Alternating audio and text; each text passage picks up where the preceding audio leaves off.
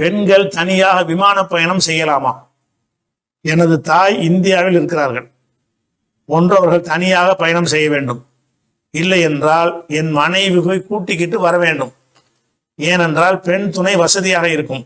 Bathroom கூட்டிகிட்டு போகிறது மற்றும் பயண நேரம் 11 மணி நேரம். தந்தை இல்லை, அம்மாவுக்கு இங்கிலீஷ் பேச தெரியாது, வயது சார்ந்த நோய்கள் உள்ளது.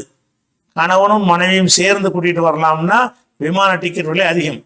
இது இஸ்லாமிய பார்வை என்ன கேட்குறாரு. யார் சென்று கேட்குறாரு. அதாவது ஒரு வயசானவங்க இருக்கிறாங்க, அவங்க 11 மணி நேரம் பயண தூரத்தில் இருக்கிறாங்க. அவங்கள அழைச்சிக்கிட்டு வரணுமாக இருந்தால் அப்போ கணவன் மனைவி நாங்கள் 2 பேரும் போய் கூட்டிகிட்டு வந்தால் பெரிய பெரிய செலவாகி போயிடும். அப்போ என் மனைவி தான் போய் கூட்டிகிட்டு வர நிலையில் இருக்கிறாங்க. அதில் தனியாகவே அவங்கள பயணம் செஞ்சு வர சொல்லலாமா, ஒரு பெண்ணாக இருக்கிறாங்களா அப்படிங்கிறவர்கள் கேட்குறாங்க. அந்த பயணம் செய்வதை பொறுத்த வரைக்கும் அதில் சில ஹதீஸுகள் இருக்குது. என்ன ஹதீஸ்ன்னு சொன்னால், எந்த ஒரு பெண்ணும் மஹரம் இல்லாமல் 3 நாள் தொலைவுக்கு பயணம் செய்யக்கூடாது அப்படின்னு ஒரு ஹதீஸ் இருக்குது. அந்த ஒரு ஹதீஸ் மட்டும் இல்லை, இது புகாரில் 1086வது ஹதீஸ். இன்னொரு ஹதீஸில் என்ன வருதுன்னு கேட்டால், 1 நாள் பயணம் போகக்கூடாது, 3 நாள் போகக்கூடாதுன்னு ஒரு ஹதீஸ். ஒரு பெண் 3 நாள் அளவுக்கு என்ன செய்யக்கூடாது, தனியாக பயணம் செய்யக்கூடாது. இப்போ 2 நாளைக்கெல்லாம் போகலான்னு அர்த்தம். இன்னொரு ஹதீஸ் என்ன வருதுன்னு 1088 புகாரில் வருகிறது, 1 நாள் அளவுக்கு என்ன செய்யக்கூடாது, பயணம் செய்யக்கூடாது அப்படின்னு வருகிறது.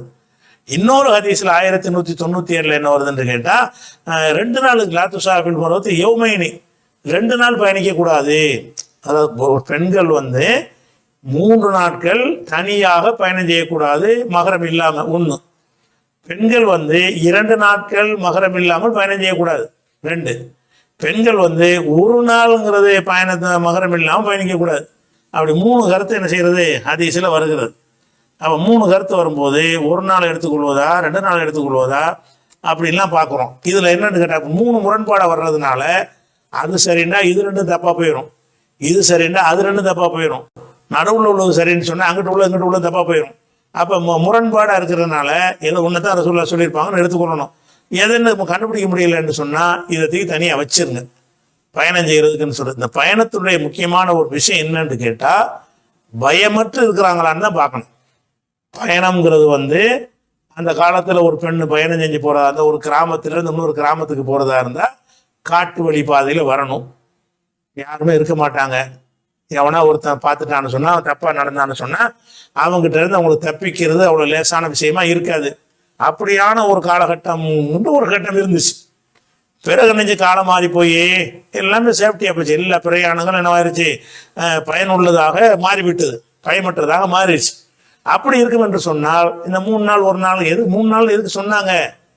பெண்களுக்கு சேஃப்டி என்பதற்கு தான் சொன்னாங்க.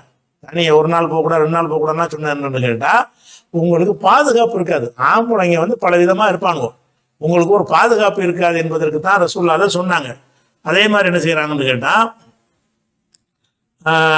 தபுரானியுடைய ஹதீஸில் வருகிறது, லக்கது ரகிபத்தில் மரத்து தஹ்ருஜு மினல் யமனி இலல் ஹையரத்தி லா தஹாஃப் இல்லல்லா. அதாவது ஹையராங்கிற ஊர்ல இருந்து ஏமன்கிற சவுதிக்கு பக்கத்தில் ஏமன் வரைக்கும் ஒரு பெண்ணு என்ன செய்வா, ஏமன்ல இருந்து ஹையரா வரைக்கும் தன்னந்தனியாக பயணம் செய்து போவதை நான் பார்த்திருக்கிறேன், பயணம் செய்து போவாள் என்று ரசூல் ஸல்லல்லாஹு அலைஹி வஸல்லம் சொல்றாங்க. ஒரு ஹதீஸில் ஹஜ்ஜுக்கு போகிறத பற்றி சொல்றாங்க, ஹியராவுல இருந்து காபாவுக்கு வருவாள்னு சொல்லி. இன்னொரு ஹதீஸில் ஹஜ்ஜி பயணம் இல்லை, சாதா பயணத்தை சொல்றாங்க. எப்படி ஏமன்ல இருந்து ஹியராவுக்கு போகிற வழியில் ஹஜ்ஜெலாம் வராது, ஏமன்ல இருந்து ஹியராவுக்கு தன்னந்தனியாக போகக்கூடிய நிலைமை ஏற்படும் அப்படிங்கிறாங்க. அப்போ ஒரு பெண்ணு தனியாக பிரயாணம் செய்யலாம்ங்கிறதுக்கு இந்த தபுரானுடைய ஒரு ஹதீஸ் என்ன பிரச்சனைன்னு கேட்டால், பயமற்ற நிலை இருக்கணும், பாதுகாப்பு, சேஃப்டி. இன்னைக்கு விமானத்தில் சேஃப்டி இருக்கா இல்லையா?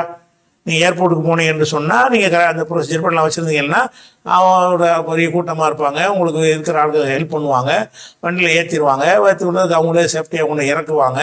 முடியாத ஆள் நீங்கள் சொல்லி புக் பண்ணீங்கன்னா அவங்களே இந்த தள்ளு வண்டியில் வச்சு சக்கரை நாட்களில் வச்சு ஏற்றி விட்டு சக்கரை நாளில் இந்த இறக்கி அதுக்கெல்லாம் ஒரு சர்வீஸ் சார்ஜ் கொடுத்தீங்கன்னு சொன்னால் உங்களை ஒரு சேஃப்டியாக கொண்டாந்து உங்கள்கிட்ட சேர்த்துக்குவாங்க. தனியாக பிரயாணம் செய்தல்ங்கிறது அந்த காலத்துக்கு தான் அது தடுக்கப்பட்டது. இந்த காலத்தில் தனியாக பிரயாணம் செய்வது சேஃப்டியாக பிரயாணம் செய்யக்கூடிய வாய்ப்புகளும் இருக்கிறது. சேஃப்டி இல்லாமல் பிரயாணம் செய்யக்கூடியதும் இருக்கிறது. எந்த பிரயாணம் சேஃப்டியாக பாதுகாப்பாக பெண்களுக்கு பாதுகாப்பாக இருக்கிறதோ அந்த பிரயாணமாக இருந்தால் நீங்க போயெல்லாம் அழைச்சிட்டு வர தேவையில்லை.